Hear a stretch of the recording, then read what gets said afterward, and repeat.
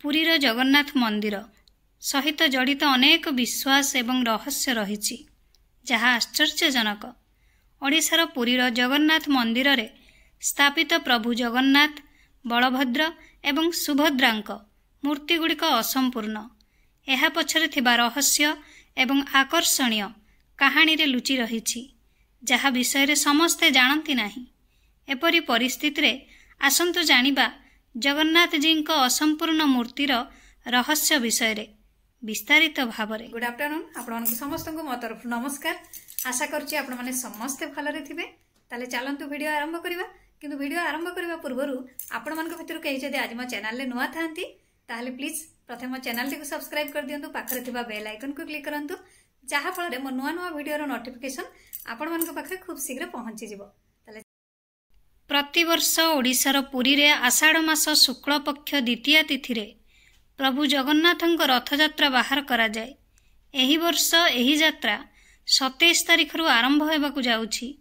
रथयात्रा रे प्रभु जगन्नाथଙ୍କୁ तांको भाई बलभद्र एवं भौणी सुभद्राଙ୍କ सहित सज्जित करा जाई महान रथ रे बसाई यात्रा बाहर करा जाए। पुरीर जगन्नाथ मंदिर रे एपरि अनेक विश्वास कहानी एवं रहस्य अछि जहा लोकंकु आश्चर्य करे। एही रथयात्रा रे बहु दूर दूरांतरु लोक माने सामिल हेबाकु आसी थांती। विश्वास करा जाए जे ओडिशार पुरी रे प्रभु जगन्नाथଙ୍କ मंदिर रे स्थापित मूर्ति गुड़िक असंपूर्ण जहाकु लोक माने पूर्ण भक्तिर सहित पूजा करंती। किंतु समस्ते जगन्नाथ जी को असंपूर्ण मूर्तिर रहस्य जानती नहीं। आज आमे वीडियो माध्यमरु आसंतु जानिबा। प्रभु जगन्नाथଙ୍କର अपूर्ण मूर्ति विषय रे गोटे कहानी कहा जाए जे थरे भगवान श्रीकृष्ण तांको निद्रा रे राधाराणी को नाम डाकिबाकू आरंभ करंती। जहा सुनी समस्त पत्नी आश्चर्य हो जाती। सेमानंक मनरे एही प्रश्न आसे जे श्रीकृष्ण एपर्यंत राधाराणी को काहेकि भूली नाहंती। एपरी परिस्थिति रे समस्त पत्नी माता रोहिणी पाखकु जाई ए विषय रे पचारिबाकू लागिले।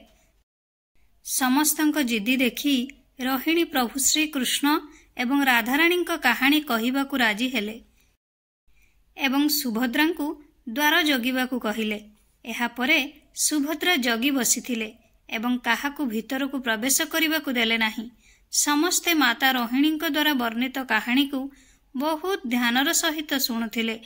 किंतु किछि समय मध्यरे प्रभु श्रीकृष्ण एवं बलराम सेठारे पहुंची गले। सुभद्रा द्वार पाखरे श्रीकृष्ण एवं बलराम को अटकाई सेमानंकु भितरकू जिबाकू मना करिदेले। किंतु राधाराणी एवं श्रीकृष्ण कहानीर स्वर बाहर शुणा जाउथिला जहाकू सुभद्रा, बलराम एवं श्रीकृष्ण मुख्य द्वार रे ठिया होई बहुत ध्यान सहित शुणुथिले। कहानी शुणुथुबा समय रे सेमाने तीनी जण एपरी अवस्था रे पहुंची गले जे ध्यानर सहित देखिबा परे मध्य सेमानकर हाथ एवं पाद ठीक भाबरे देखा जाउ नथिला। एही अवस्था रे देवर्षि नारद आसिले एवं से तीनी जनक अवस्था देखि संपूर्ण आश्चर्य होई गले।